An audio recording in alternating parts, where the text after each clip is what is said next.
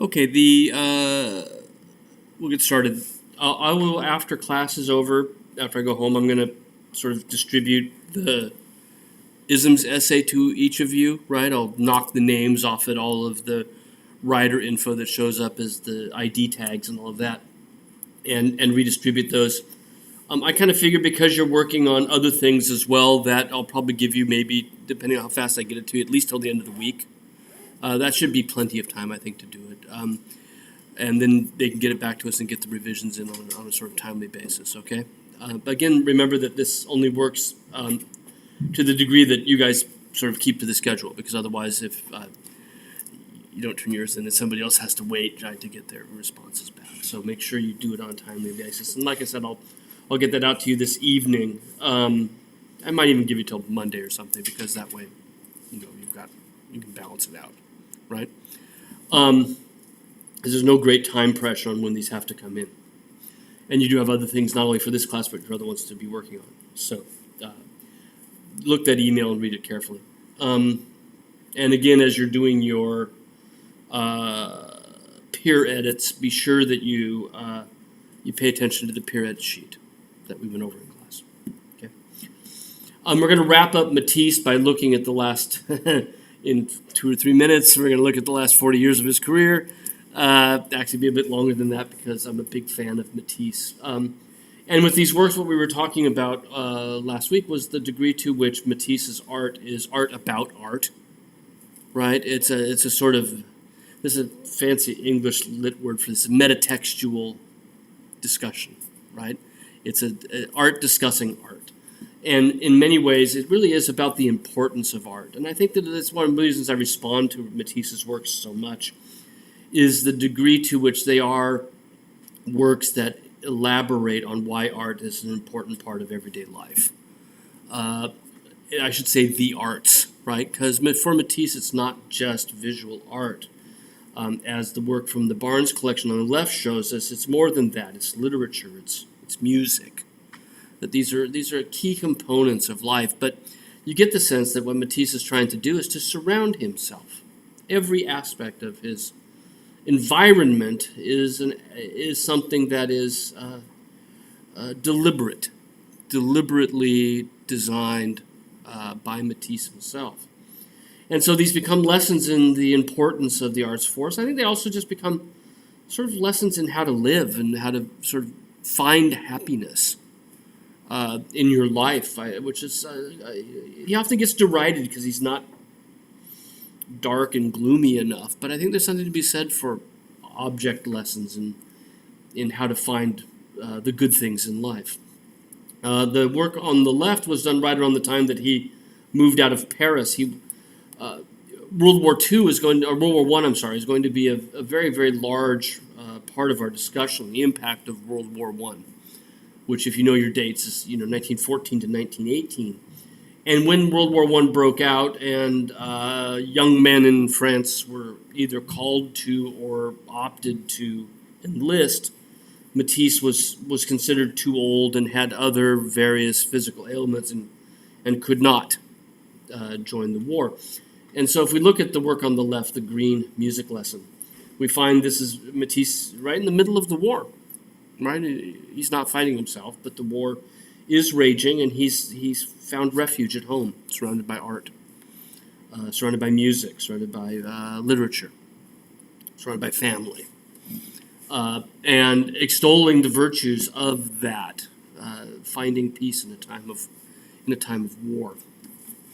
And this is a theme that runs through really all of his works. A nice small picture over at the National Gallery, again, of a happy home life where art is important, decoration is important. I mentioned on Friday that he had gone to this textile exhibition in Munich, right around 1910, where he had seen a huge installation of Islamic textiles,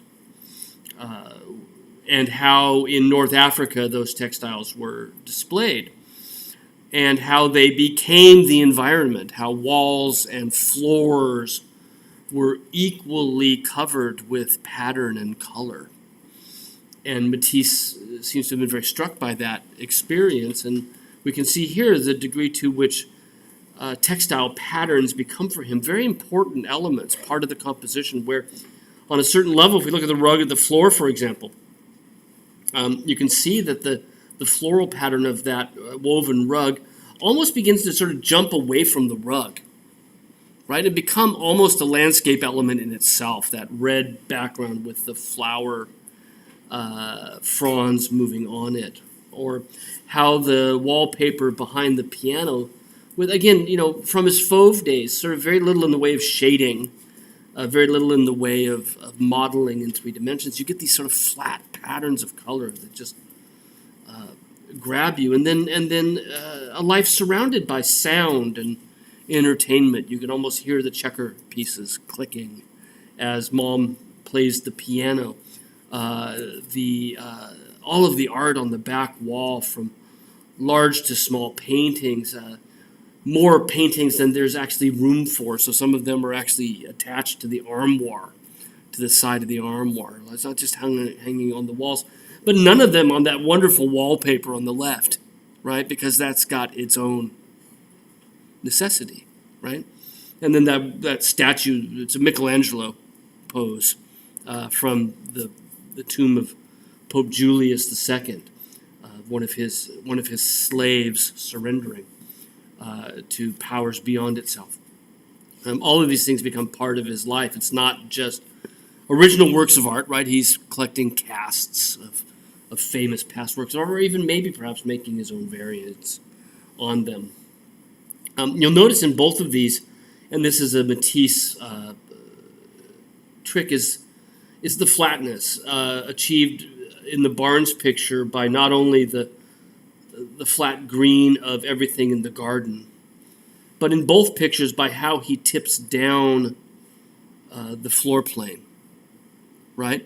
So that it's almost as if we look at the picture from 2 points of view. We look across the things in the upper part of the picture, and we look down at the floor, right? And he brings those two things together seamlessly into the picture. And what ends up happening is that the floor looks like one of those. Have you ever seen those little boxes that try to suggest depth that doesn't have it? And the floor tips down and the walls tip out, and it looks deeper than it really is. And that's kind of what Matisse does here. And so you see the pattern of the diamonds, right? Those squares. This was painted. He had moved to the south of France, to the city of Nice, spelled nice, right? The city of Nice, right on the Mediterranean, where he spent most of the rest of his life. And one of the things you see in architecture in Provence are tiled floors, right? And so he's got the tile pattern there, the diamond pattern of the tile, but you'll notice there's no attempt to sort of render it in any kind of perspective, right? It just, like the wallpaper on the left, it just sits up flat against the surface of the picture, right?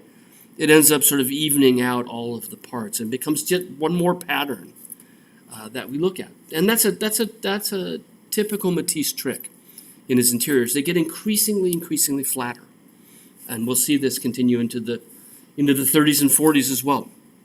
So during the war, right, not only has he been rejected from the army, but and then creating peace and harmony, right? Remember the famous quotes. There's sort of two of them that seem to guide our understanding of Matisse. One is that Baudelaire quote that he used for his early picture, right? There's nothing but order and harmony. But the other one, which is his own quote, is that he wanted to make art that is like a comfortable lounge chair, right? To relax in at the end of a difficult day. And that's exactly the case, I think, for these pictures, right? Matisse is a bit of an acquired taste, but once you get into the sort of the beauty and the harmony of everything, I think it's not hard to really appreciate him for all he's worth. I just brought this in because I like it so much. I have nothing to say about this picture, but I think it's a fantastic picture, right? Up in the Baltimore Museum of Art, and fairly large, about 5 or 6 feet tall, right? But you can see these Matisse tricks we've been talking about. How even though we're moving back into space, so right, we see through this sort of corner of the room, and the room opens up on the right all the way to the window at the far end. That's partially blocked by this privacy screen for changing your clothes, right, behind. and how on the left it's screened by the pulled back curtain, and then this table in the foreground, right? So there is this sense of spaces opening up, but then again, look what he's done with the tiled floor, right? How the tiles again don't behave in perspective, but rather just become this diamond pattern that goes up into space. And even when he gets the red rug placed there, sort of slightly askew, it too doesn't seem to project back into space. Yet we can still understand this sequencing of spaces here. And again, it's not only art that makes life wonderful. There are other things as well. And I think Matisse, as he looks around, sees all of the things that make life worth living. Whether it's bouquets of flowers that you bought at the flower market, fruit, the cheerful sound of a parakeet in its cage. Cheerful for you and me, not so much for the parakeet, right? Or just surrounding your life with well-chosen things, rugs and curtains and whatnot. It's a valuable lesson, right? Don't take it for granted.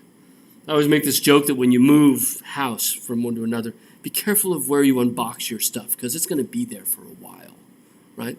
And that's the idea. Don't make these choices haphazardly, because once things get set and you start doing other stuff, you don't have time to go back and fix it. And Matisse's lesson is that the little things do matter, right, in our lives, things we might take for granted. The pictures which I'm really just quite fond of. And again, all of these Matisse tricks, right? There's our open window. And again, we've seen this going back to his Fauve works, where he gives us these metaphors for space opening up, but then denies it at the same time, right? Where we have a flat picture where the thing represented in the picture is something that suggests opening of space. Yet the picture and the style with which he paints that denies the opening of space. I think it's a wonderful sort of juxtaposition with Matisse's work. In this one, again, the floor tips down. Now we've got a hexagonal tile. Matisse often said he painted from memory, not from observation, and so he's just playing with patterns. How that purple wallpaper on your left is just this phenomenal sort of bit of design rather than anything that was probably actually there.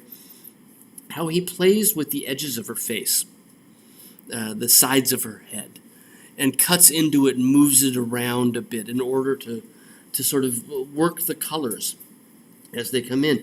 The upper part of the neckline, right, doesn't seem to follow what would be observed.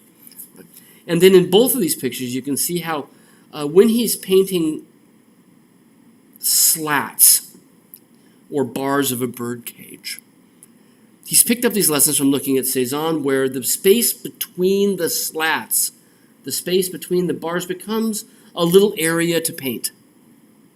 And he focuses on it like that, right? These little slivers of real estate that he gets to fill up with color.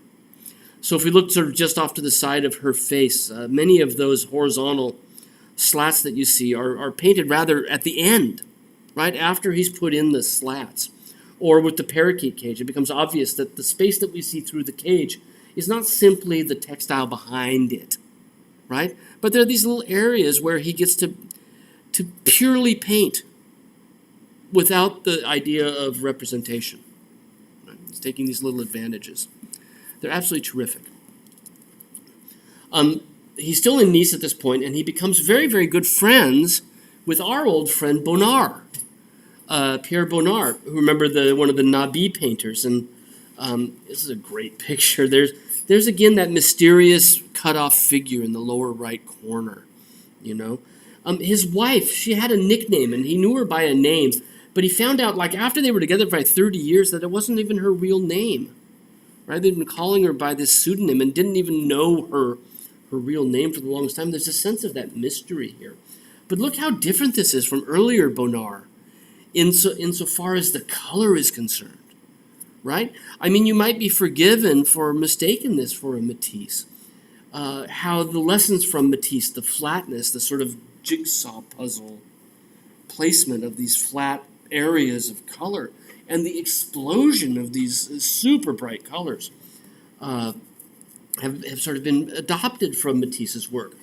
Bonnard moves to a town also on the Mediterranean, only about 15, 20 minutes away from where Matisse is living, right? And this is the Riviera, right? Nice is right in the middle of the French Riviera, so where all the starlets go today and all the millionaires with their 50-foot, 100-foot yachts, right? Matisse is there well in advance of all of that, right? And part of the reason everybody else goes there, this is right near Cannes where the film festival is, right? Part of the reason they go there is because of Matisse and Bonnard, and they really extolled the virtues of Mediterranean climate and light.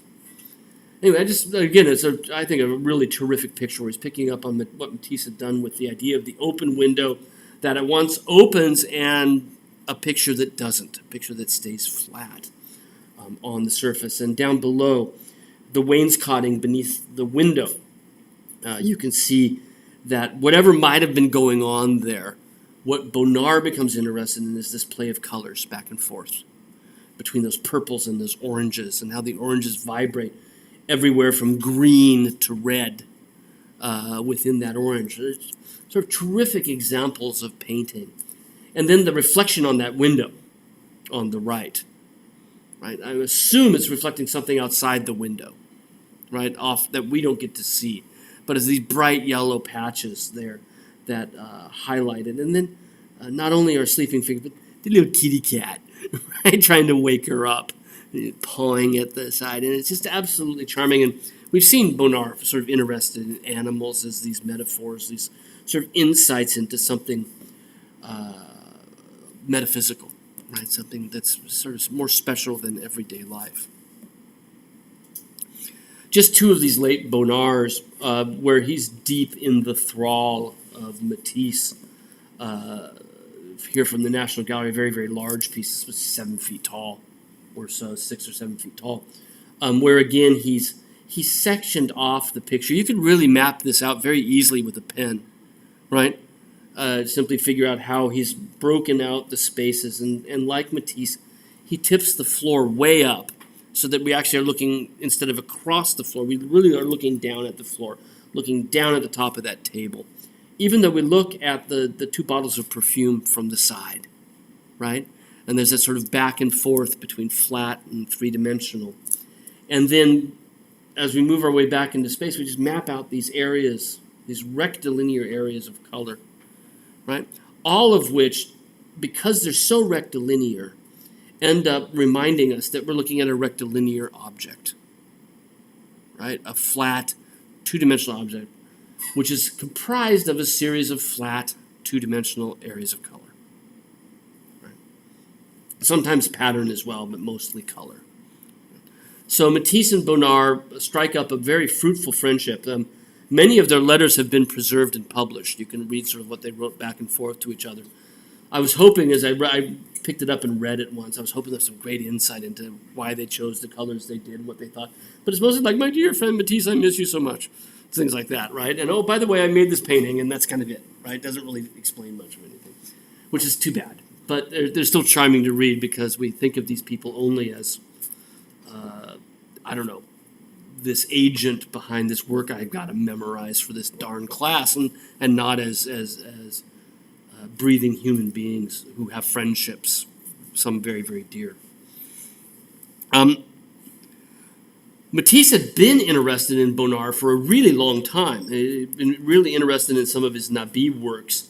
And in fact, he owned this one on the left, which is in Frankfurt, this earlier Bonnard from right around the time of some of our early works that we looked at by him before. And in fact, he used it to create a work in the 30s where he altered it as he's working. This is typical for Matisse, right? Almost all of the works that we see, and we saw this when we saw the Blue Nude, right? The degree to which Matisse uses the painting practice to finally discover the form he wants. So it's not like some artists who start off and know immediately what they're going to do with it and where it's going to be when they start. With Matisse, he has some idea when he starts, but he uses the painting process for him is a process of exploration, where he's going to start widening areas, changing areas. So with the Pink Nude, they have a series of photos of it in the process of being done. And he does various things like slowly but surely flatten out the area behind her more and more, change the proportions of the limbs, of the torso, of the things in the background, right? All of this is the result of an exploration. It's not impressionistic. It's not something that he sort of just starts off right away. The canvas is this what do you want to call it? A site for an ongoing dialogue, right? An ongoing experiment with paint, right? And you'll notice how he turns even the figure that Bonnard gives us into his favorite pose, right? The sleeping Ariadne pose that he used for the blue nude, for the sculpture. We saw it in his garden in the first picture we saw today as well. That is his ongoing preferred pose for the female nude. And again, it's about art, right? The pose of the female nude based on a very, very famous Greek statue and a Greek myth that is one of peace and tranquility. Ariadne was the wife of Bacchus, the god of wine, lived on the island of Naxos with Bacchus. She's the one that helped. Who is it in the Theseus in the Minotaur? Right, she's the one that gave. Is it Perseus? Theseus in the Minotaur. Yeah, thank you. You know the story of the Minotaur, the guy that goes into the labyrinth, got to kill the Minotaur, and he's given a ball of string so that he can get back out when he's done, right? She's the one that gave him the ball of string, right? Ariadne is. And he takes her away with him because her father's a tyrant. He's going to take her back to Athens where everything is free, right? Democracy reigns and all of that. And he takes her little sister as well, and he falls in love with the sister on the way back, and he ditches her. Jerk, right? Leaves her on an island. It's Theseus, right? Yeah, Theseus leaves her on an island, and he's just going to ditch her because he's in love with his sister. And boom, what have you done for me lately? Bye. Say goodbye. And it turns out that she got the better shake because the island was the island where Bacchus lived, the god of wine. And she spent the rest of her life, he nursed her back to health, right? She's almost dead when she washes up. He nurses her back to health, Bacchus does, and she ends up spending the rest of her life relaxing on a Greek island that flows with wine. How bad could that be, right? And so when Matisse is doing things like the Pink Nude, where he's using this famous Greek prototype, not only is he talking about the importance of art, but it fits in with this other idea of finding joy in life, right? Right? When life hands you lemons, you make wine. You don't just make lemonade, right? This flatness that we see with the Pink Nude and the flatness that we've been seeing increase with his works becomes even stronger in the 1930s. And so it becomes very much interested in sort of simplification, in pattern. Her wonderful blue bathrobe, right, with these terrific stripes that just sort of follow the shape of the bathrobe without really giving it a lot in the way of three-dimensional modeling. The same holds true for the gray pattern over her left shoulder on your right, or the orange and red stripes on your left, or even looking down again at the floor. And it's, at a certain point now, he's getting really sure of himself, and he with the sort of most minimal means possible, he creates this environment where everything within the environment is an important artistic element, and then just explodes that flower in front of her, leaving sections of it sort of almost unpainted. But don't you get the sense as you look at this that there's this sort of what do you want to say? She's become her interior. The colors of her robe and the stripes on her robe pick up the stripes in the background, pick up the fluting on the vase, so that everything is sort of interrelated, right? She's surrounded herself not with other stuff. She's surrounded herself with herself, or Matisse has in this case, right? Surrounded. So this entire environment is one that reflects who she is, right? And she's one with this perfect artistic environment. I think that's a wonderful thing about these Matisses.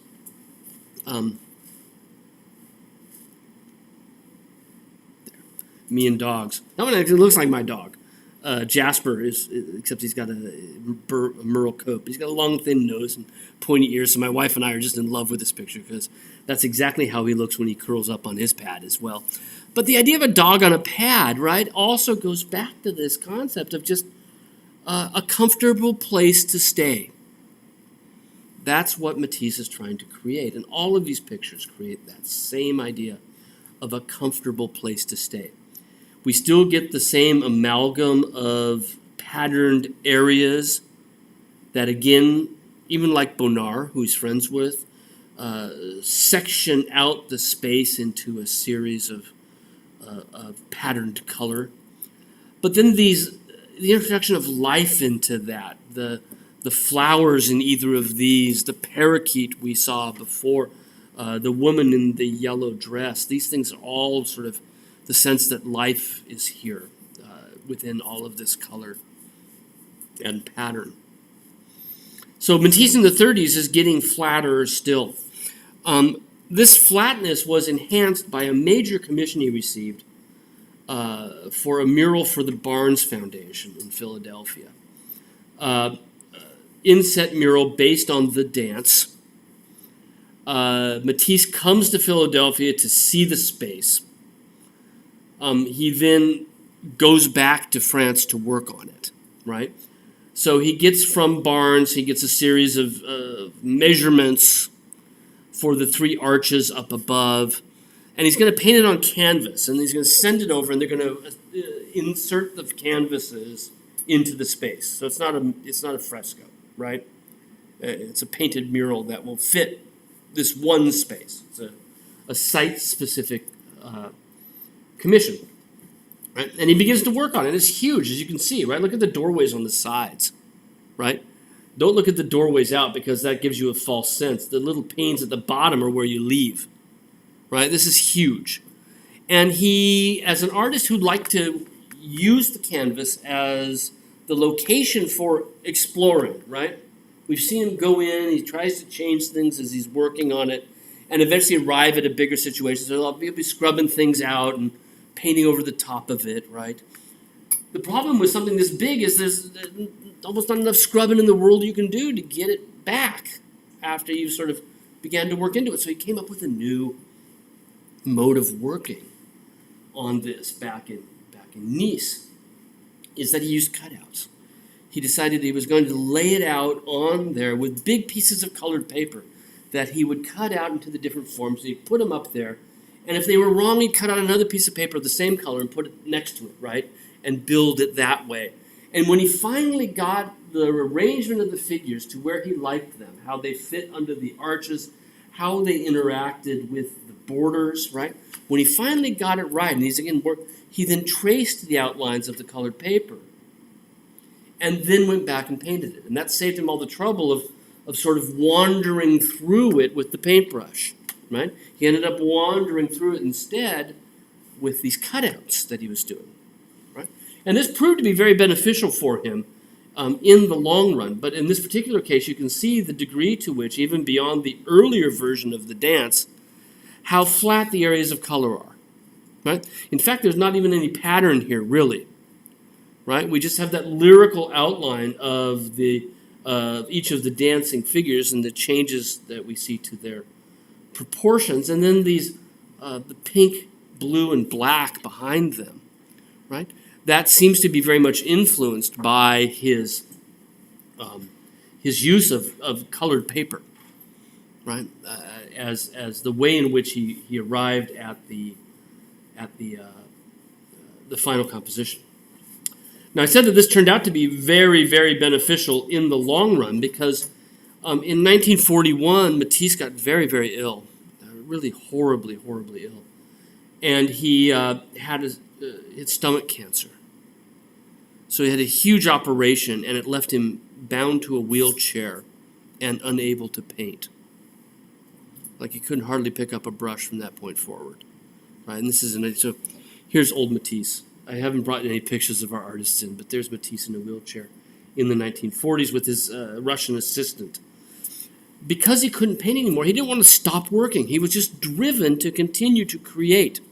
Because again, for Matisse, he's not just making art, right? He's making the world around him. And he wants to continue doing that.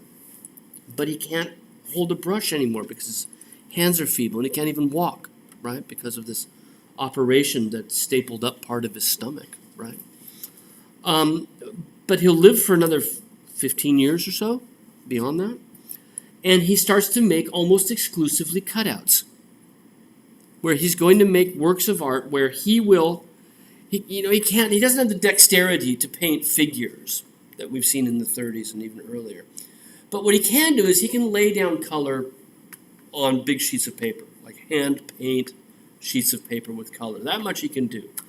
And then he can use a pair of scissors well enough to cut out the forms, and he will then pin these cutouts onto a larger canvas, like he had done for this, right? With like household pins or sewing pins, And if you go see the cutouts, you can see the pinholes, right? And then eventually his assistant would help him to, when he figured out he got him where he wanted, they would then tack him down, right? Seal them to the canvas surface, right? But this becomes, from 1941 onward, the primary form of work that Matisse will do. And these themes that he's been working with, right, the importance of art and pattern, become continual themes for him. And the colors remain just absolutely brilliant. So he almost immediately, one of the first things he does after being bound to the wheelchair, is he begins to work on a book that he calls Jazz. And what's interesting is the book is called Jazz, again a musical reference. We've seen the importance of music to Matisse.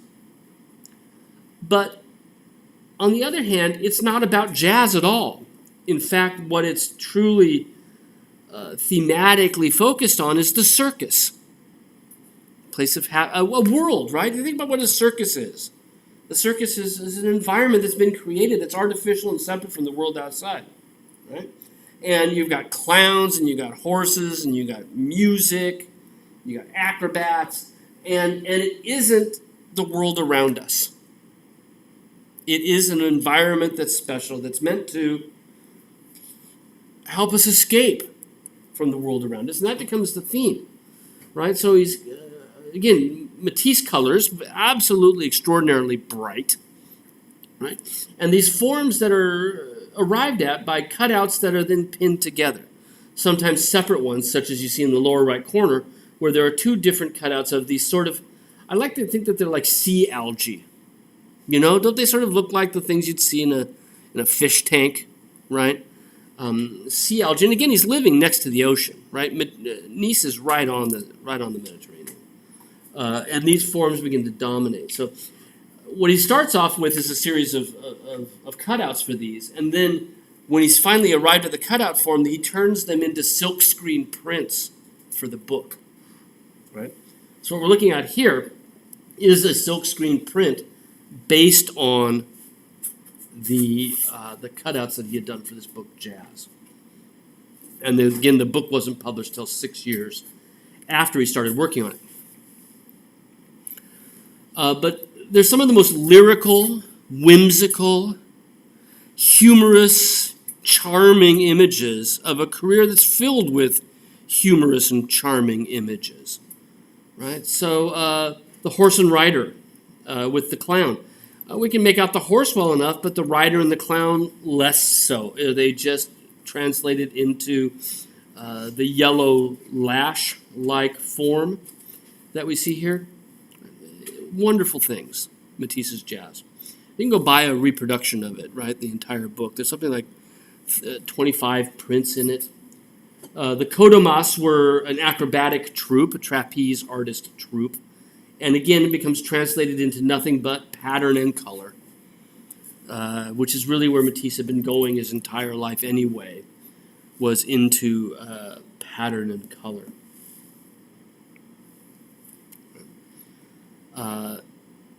Again, from the series Icarus, he loves Greek mythology. right? Icarus flew too close to the sun with wings made of wax, right? That his father Daedalus had helped him to sculpt. And of course, he falls from the sky. And that's what Matisse shows us here, is Icarus falling from the sky, how that fits into the circus theme. Matisse included a series of poems that he had written that went with these. So if you want to read those, you can sort of make those analogies there. But the wonderful placement on the page, right? The use of that blank page next to it as well. One of the late cutouts down at the NGA, the light in this room is very hard to photograph things. It's lots of reflections on there, right? But it gives you a sense because here's me, right, taking a picture there. So that gives you a sense of the scale of this thing, right? That's my reflection. There's my legs down below, right? And just so you have an idea that whenever I see this, I'm kind of struck by exactly how extraordinarily huge it is. But it goes back to the fact that, you know, with his easel paintings, he would make these interiors, and they would be filled with beautiful things, right? And they would have patterned wallpaper, and the floor would be tipped down so we see the pattern. They'd be filled with music and color and life, right? But they were a room that he was creating inside the picture, which was not always that big. And now, with these, he gets to actually create the room, right? In his real life rather than in an easel picture.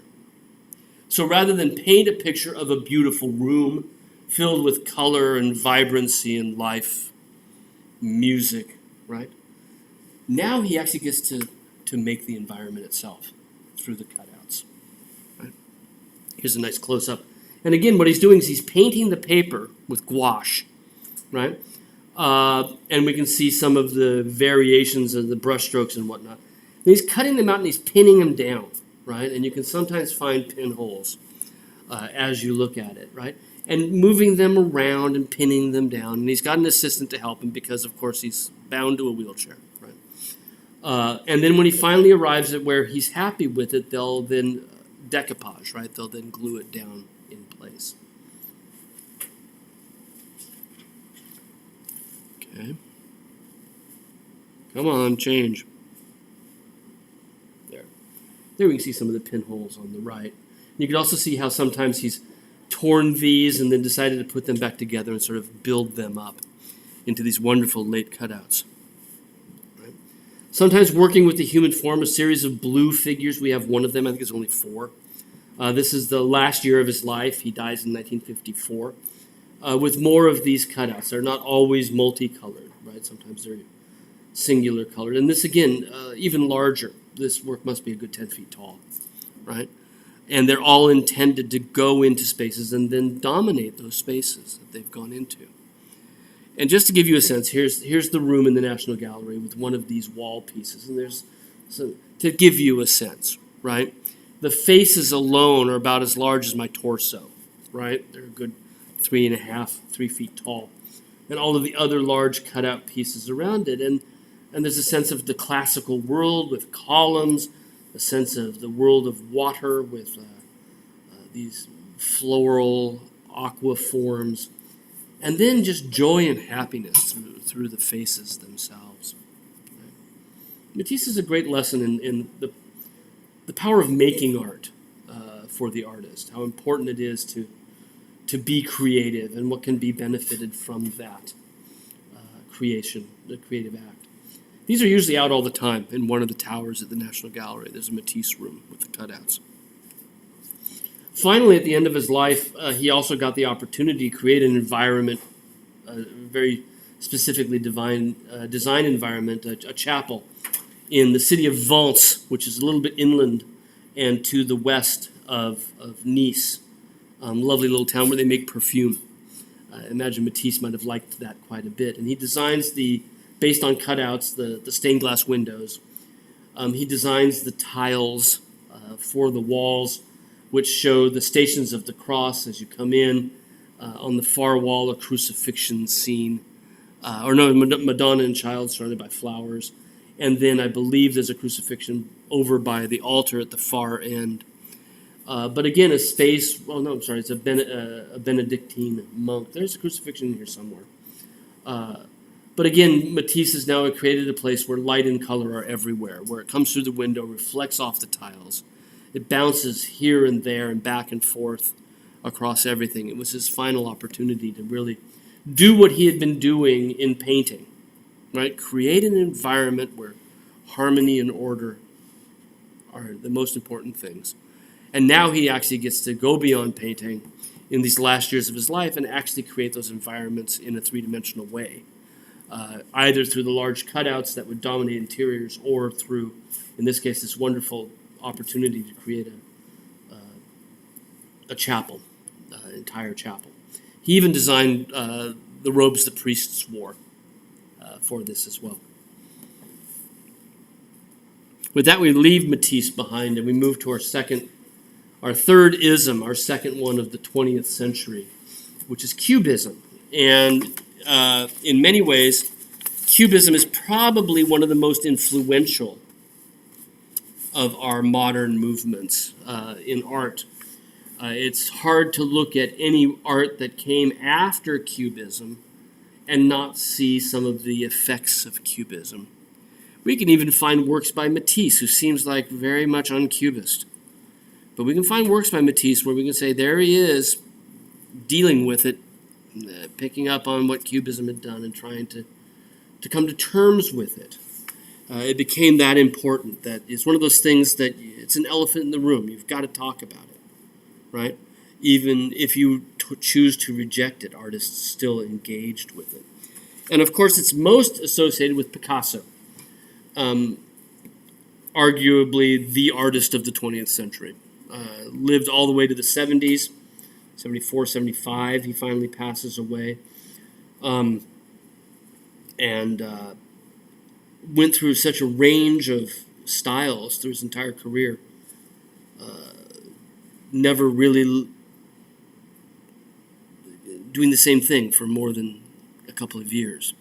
And each time, with such amazing inventiveness, such a great response to influences around him. There's very few artists that you would point to that are as important for the development of 20th century art or modern art as Picasso, right? So Cubism, right? What is this all about? First, the term itself came from a critic, saw these works in an exhibition, thought that they were geometric, thought they were made of little cubes, bizarre cubes he called them. And the term came from that, cubism, right? Paintings seemingly constructed from cubes. The same critic who said this, you don't need to know his name, Louis Vaucel, you don't need to know that, but is the same critic who called the Fauves Fauve, right? So within a decade, within a few years actually, he can take credit for naming two of the earliest movements in modern art, right? The same critic. And in both cases, it was almost exactly the same thing. It was intended as a negative criticism, right? Fauvism was not praised. That was saying they looked beastly, right?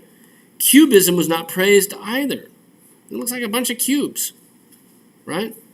So Louis Vaucel sort of coins both of them, right? The other thing that's interesting is that the term was picked up even before the exhibition review was published. The term was picked up by Matisse, who saw some of the early Cubist works, and he too said they looked like little cubes, and he hadn't read the review yet. And in fact, some people said he even laughed when he saw them, right? Because they seemed so very antithetical to what Matisse was up to. Right. So what characterizes the style of Cubism? First, something we've seen in a lot of works, but done somewhat differently, there is no sense of perspective. The artist is not trying to create a sense of three-dimensional space based on the laws of Renaissance perspective. Right? The idea of a vanishing point and things getting smaller as they go back into space. None of that in Cubism. In addition to that, and I think this is more important in a way, is that there is no distinction between the solids and the voids. the spaces become solid, and the solids become transparent. So if we look at either of these two pictures, both of which are ostensibly images of a woman posing nude, right? A traditional theme in Western art going all the way back to the ancient Greeks, right? A nude woman as a thing of beauty. But in each of them, and in particular in the work in the National Gallery, it's increasingly difficult to tell what is the woman and what is the background, because each of them are given substance, equal kinds of substance, right? So the background around the figure is broken up into a series of facets, just as the figure is broken up into a series of facets. He doesn't paint the background differently than he paints the object, right?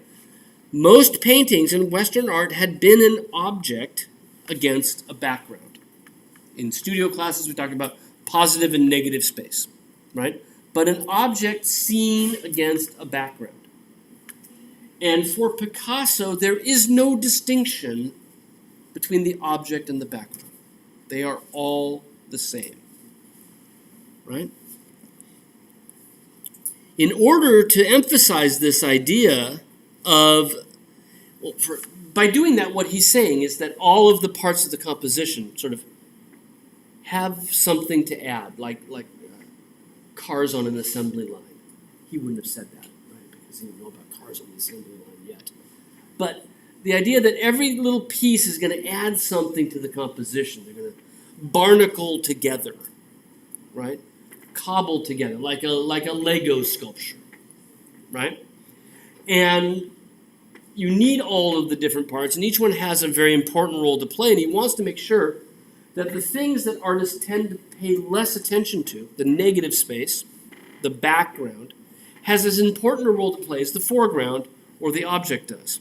So he treats them both the same way. So that you become aware, he becomes aware as an artist, of how each of these parts works within the overall composition, plays a role within the overall composition, right?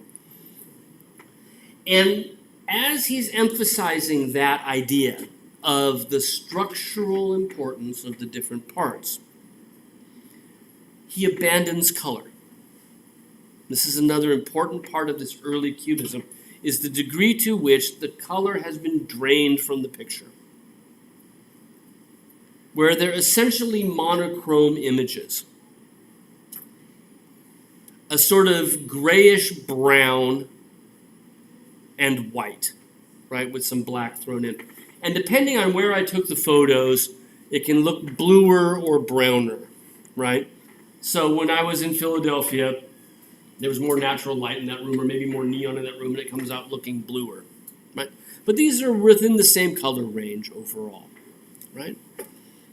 So what Picasso is doing is he's looking at the form in front of him, whatever's set up for him to paint, right?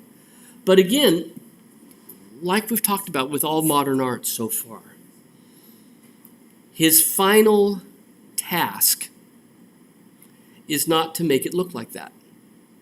His final task is what's going on here, right? What's going on in this rectilinear space that it is the painter's job to articulate. And it doesn't matter if it resembles the figure that's inspired him to begin with. And what he's done is he's looked at the form, he's broken it up into a series of geometric facets. People often talk about it as facets, like the edges of a jewel, right? Facets. And then he's sort of broken them apart from the figure, and he puts them back together again for the final composition. And as he breaks them apart, he's thinking, okay, I like that shape, I like that facet, I like this one, but why does that have to go there? Why can't it go over here instead? And I like it enough, what happens if I repeat it down over here? That same form. Because the job of the artist is not to replicate nature, the job of the artist is to make a composition on the panel, on the canvas. Right? So what Picasso is doing is he's analyzing. He's looking at the the thing in front of him. He's looking at the object that is the inspiration for his picture. And as he analyzes it, what do we do when we analyze something? We break it down and try to understand it. We break it down into its constituent elements so that we can make sense of it, right? That's when we do analysis. Even if you go to therapy and you go to an analyst, they'll break it down and understand the bits. Then you can put it back together again in a way that makes more sense than the problem you had to start with, right? That's what analysis is. That's what scholarly analysis is. You look at something, you're trying to figure out why that historical event played out that way. You break it down, and then you put it back together again in a way that makes sense. And that's what Picasso's doing, is he's looking at the posed figure, he's breaking it down. Now we get these facets, these geometrical, bizarre cubes, as the critic called them. And then once he's got them broken down in his mind to those cubes, he can begin to put them back together again, reconstruct the canvas, right? Reconstruct the composition after having deconstructed it, right? And that level of deconstruction, reconstruction is an important hallmark of Cubism. And it's why when we look back at the history of Cubism, there's a couple of different phases to it. This is sort of high Cubism right here, right? And it's the earliest phase of Cubism, and it's what we call in the literature analytic Cubism, right? And you know this now, probably have read about this from your ism paper for today, right? It's analytic. In other words, Picasso's analyzing, right? And analyzing, what he does is he deconstructs, and then he reconstructs based on those parts. Sometimes moving them around, sometimes repeating them, sometimes overlapping them.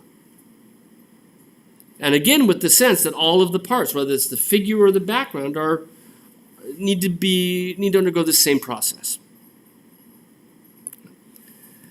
Now, a huge influence on analytic Cubism in Picasso this period is definitely Cézanne. I mean, Cézanne is behind this in a way, even though he's dead by the time Picasso gets here, right? Cézanne died in 1906, okay? Down in the south of France, had been living outside of Paris for 30 years, right? Gone back to his hometown. Still having exhibitions in Paris, right? But when he dies, the city of Paris, various dealers get together and they mount a major retrospective in honor of Cézanne. This goes on display in 1907. In the fall of 1907, huge Cézanne retrospective. Everybody goes. Matisse went. We've talked about the legacy of Cézanne for Matisse. Picasso goes, right? He was like remember Picasso's quote? I think I said it during when we talked about Cézanne. Cézanne is like a mother hovering over us, right? In other words, you can't do anything without mom looking on and saying whether it's right or wrong, right? Matisse said he is the father of us all. That's a typical Picasso-Matisse dichotomy right there.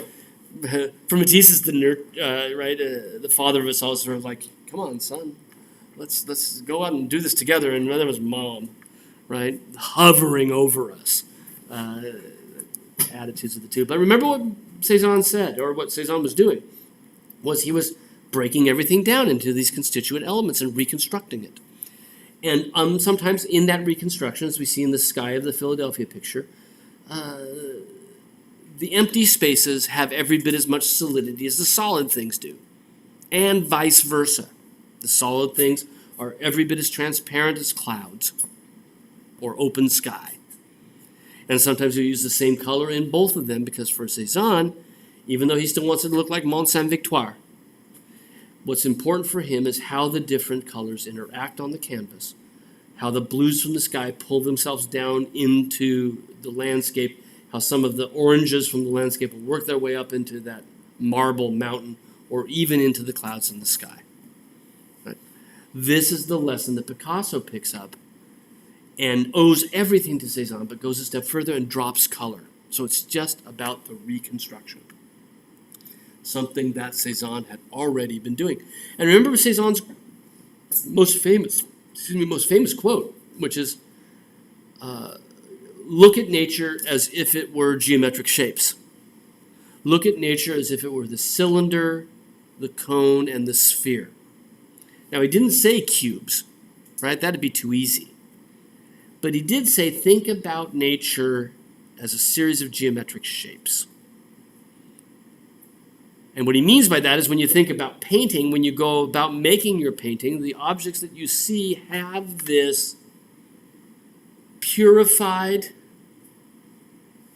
mathematically rational basis that you can emphasize in your composition. And on a certain level, that's exactly what Picasso's doing. Right? Some details of the picture where we can see that not only has he sort of faceted everything, broken it up into these different elements that he will then reapply, sometimes overlapping, sometimes repeating them. But then, once he gets the sort of the matrix outline of these different parts, he then spends a significant amount of time how he's going to lay the paint in those different areas, thinking about these strokes that fill up those spaces. That's, again, a lesson from Cezanne. And we saw it with his bathers, where he saw the spaces between the trees as being little areas to work on, little compositions in themselves. And Picasso's doing that as well. As we look at the details of the picture, we can see how he's got these lines that he's laid in for the different sections through here, and then he'll come back and he'll start to paint them. And as he's doing, he's sort of discovering that he can make this look as if it's a single, I don't know what we would call it, like a ramp that leads up as it comes around here, you know? And that ends up sort of, everything does have a sense of space on a certain level. But it's a very, very shallow space, right? Things sort of are just like it's a relief sculpture, fairly thick relief sculpture. And you see these things coming over the top of each other, or having maybe planes that, if you look at this triangle here, right? There's a sense that it sort of goes back in. Like, old beer can openers that have the little triangle you go in the top, right? It sort of looks like that piece of metal on the top of a beer can that goes down in. And the more you look at it, the more you see these things sort of moving in space, maybe not sitting flat on the surface so much as maybe just at a slight angle moving back in. And at the same time, very difficult to read the nude, right? The only time I've ever been able to see her here is when I looked at the National Gallery website and I saw the tiny little thumbnail that was on the webpage, and all of a sudden I could see it, put together there, but it remains much more difficult. I think that the head is up here, sort of this area. This then broadens into the shoulders. The breasts become forms that, again, can repeat and move around as we move here. Then the waist through here and elbow out to the side over here, right? Then we work our way down to hips, maybe something around the idea of a chair, perhaps down below, but a full-length figure. Whereas the other one we had up was probably a half-length figure, right? But again, the point of trying to read it that way, trying to figure out where the figure is, because for Picasso, there always is some representation there, right? But again, I think that is a fool's errand, in that that's not what he wants you to do with this picture. What he wants you to do with this picture is to understand the interrelationship of the different shapes and how they come together to comprise the overall image itself. Another nice detail of it. One of the things that happens as we're looking at these different planes, and one of the things that Picasso does as a strategy is, as he puts it back together, he wants the final picture to not be just about seeing. What he wants the final picture to be is about experiencing. And I'll explain what I mean by that, right? When we see something, when we think about what we do as painters, or what one has traditionally done as painting, is you sit in front of something and you paint it from where you're sitting. But that is often not how we experience our world. We rarely sit still. We have binocular vision, right? We understand our world because we move through our world.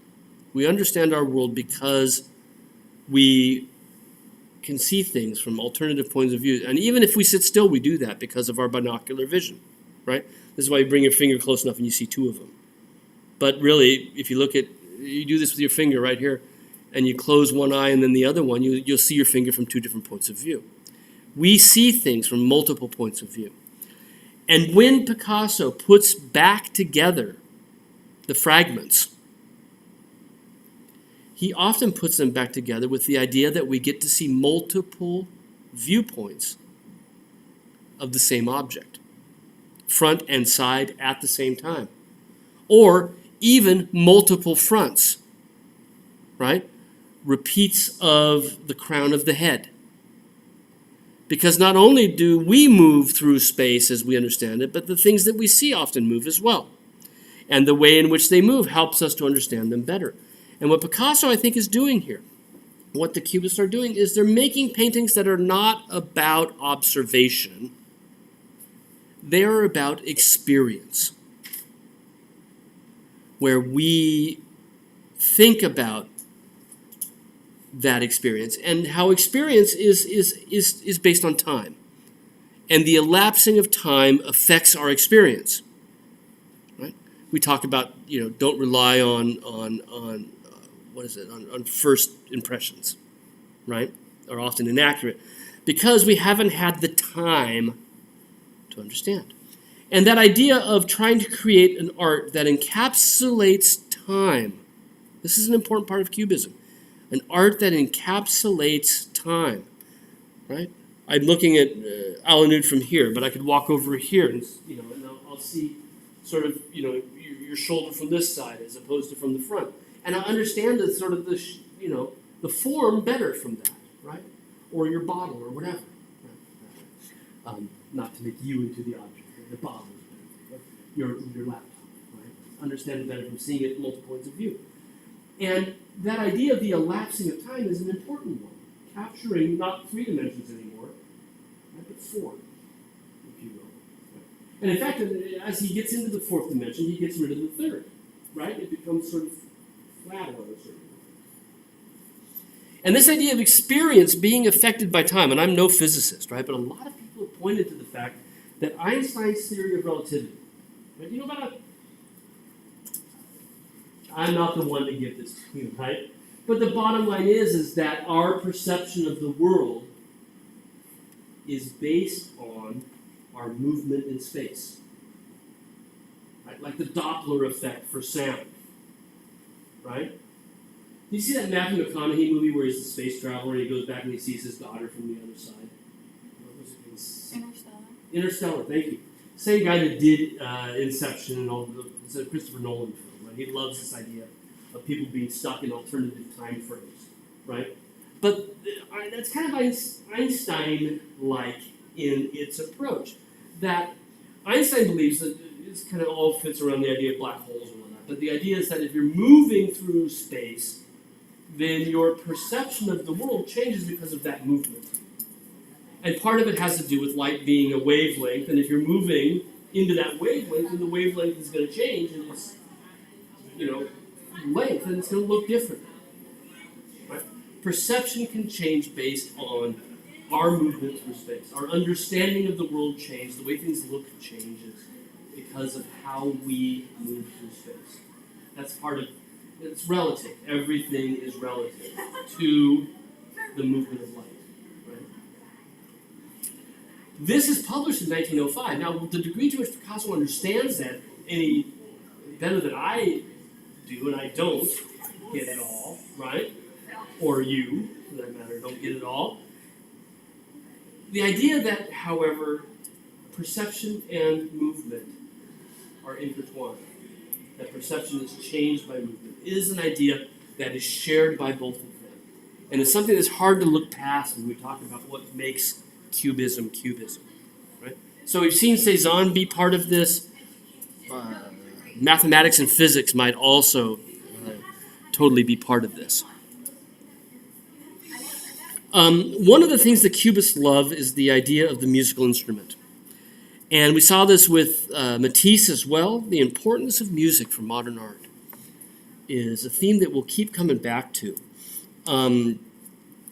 Because in the early 20th century, music was seen as being art for art's sake, an artistic form that was pure, not narrative, no storytelling, a musical form that was taking radical new steps,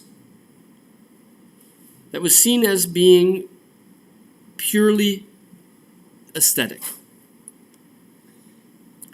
And so it becomes for artists who are moving into works of art that are championing aesthetics, championing the purity of the art form, regardless of representation. Music becomes an important metaphor for that. So Picasso loves guitar players. He loves stringed instruments, guitars, mandolins, violins. He loves these things. And they become very important metaphors in his work, right, throughout his entire career. Part of it is that musical analogy, the idea that music is a pure aesthetic language, which is something Picasso is striving for. But the other thing I think for Picasso is that a guitar is it's a solid that really isn't a solid. It's a box. It's an empty box.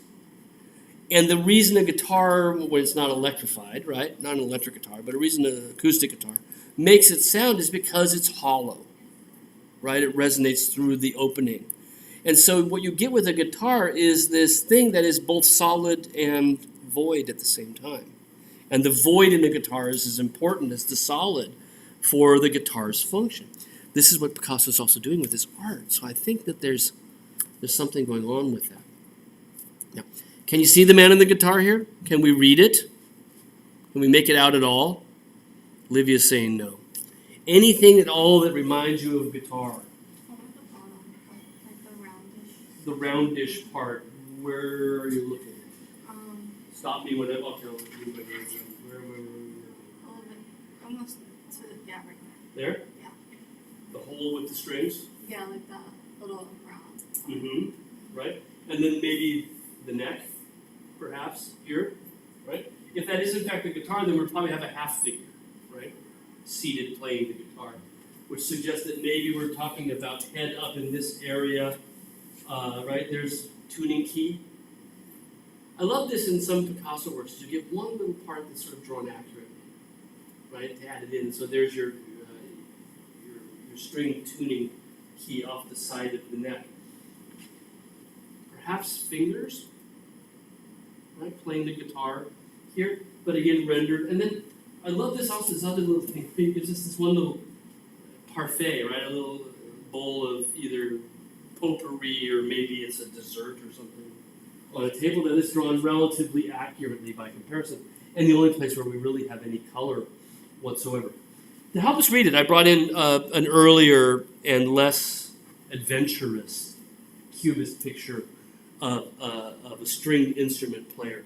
Because I think in both of these what we have is basically the same idea, but the one on the right more Cubist, if you will, right? And now all of a sudden, as we look at these side by side, we can begin to sort of make out where Picasso's gone with this. Because it's not at all difficult to read The Girl with the Mandolin from MoMA on the left from 1910, whereas it's become more difficult by 1912. But you can see now where the shoulders are. You can start to begin to look back at this. You can see how the triangle at about in the upper right corner, those pair of triangles there, may well be based on her nose and chin areas, but simplified further, taken further from objective reality. How the placement of the guitar at the same sort of angle, the placement where the hands might have been or arms might have been taken a step further in toward non-representation. Does that help to sort of read this much better now? Things start to make sense, right? You can see it now. Head here, shoulders there, arm here, right? And it really starts to begin to make sense, and you begin to be able to read the Cubist picture for what it originally was. While everybody's heard of Picasso, not everybody's heard of Braque, George Braque. And he really is an absolutely crucial figure for the development of Cubism. They were collaborating. They shared a studio together for 5 years, right?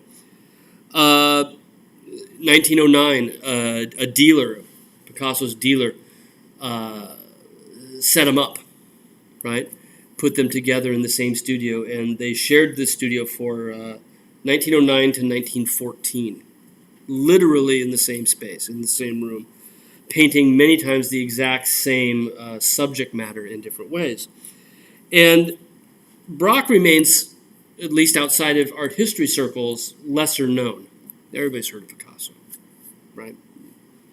But these days, we tend to think that Braque is perhaps, during the Cubist years, the more important artist, the more adventurous innovator in Cubism. Because it turns out that all of the ideas, sort of groundbreaking, radical ideas that we see in Cubism during the analytic Cubist phase, seem to have come out of Braque first. And then Picasso, right, looks at it and goes like, I get it. I see what you're doing there, and takes it a step further and does something that maybe Braque hadn't really understood yet with it. But it does seem that the original idea often comes from Braque. Right? In fact, it was his painting that Louis Vaucel saw and said, oh, it looks like bizarre little cubes. That was applied to a Braque painting before a Picasso painting. Right? We'll look at that more on Friday. Right. So here, the same theme, a man with a guitar. And again, we can see the sort of fragmenting to these different shapes, reapplying them with overlap, sometimes with repetition. So the side of the head becomes this diagonal that repeats 5 times, 6 times along the top. The neck becomes a column. Remember Cézanne's advice, see the world as cubes and cylinders and columns, or cones. We can see that as well. We can see the neck or the body of the guitar down below, and the same sort of pyramidal buildup of the shape that we've seen here. We think that Braque might have been the first one to do a painting of a guitar in the Cubist period, and Picasso sees the opportunity, sees the potential, and develops it still further. They each had a quote about what it was like working together, side by side. Picasso said it was like we were married. Right? Braque has the really great quote. We were like 2 mountain climbers scaling a cliff. I love that metaphor. Because if you know anything rock climbers, right? One of them will go up first, the other one down below. And we'll set the piton, right? The nail in the wall. Tie it off, right? And we'll wait there while the other one then climbs up behind him and goes up further, right? And as he goes up further, of course, if he falls, he can get caught by his friend, right? And then we'll set the next piton higher. And then the one who went up first will go past up, right? And that's exactly how Braque defined their relationship, right? Was each one would go a bit further, wait. The other one would catch up, go past, wait. We were 2 mountain climbers scaling a cliff. And that's exactly what we see when we look at their works. And the curators at places like MoMA can tell us what month these were done in, based on their back and forth and their, God, imagine a test on that. I think this was July, right? Or November instead, right? So many times, often the same theme. And like I said, I think it was Braque who first introduced the idea of the guitar into the mix. And it's used rather frequently, right? Both of these are images of basically the same idea.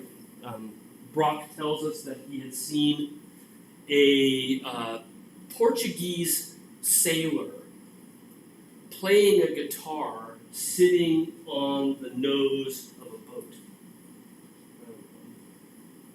the stern of a boat. And he was sitting, when he saw him, he was sitting in a cafe looking out the window to the harbor, and there was this guitar player, right? Portuguese guitar player. So both of these are based on that same idea. And he does the same thing that Picasso had done with the tuning key, where he gives us a well-drawn detail to suggest something very specific, the harbor. So we get one of the pilings of the pier with a rope draped around it, and on the right over there, right upper right corner, we see the same thing. And we have the same things we saw before with the hole in the guitar and the strings moving by. And again, since it's a guitar player, we've got motion, we've got the fourth dimension, right? We've got time. And Brock is getting that idea of moving by giving us these staccato repetitions of space moving through the work. Right?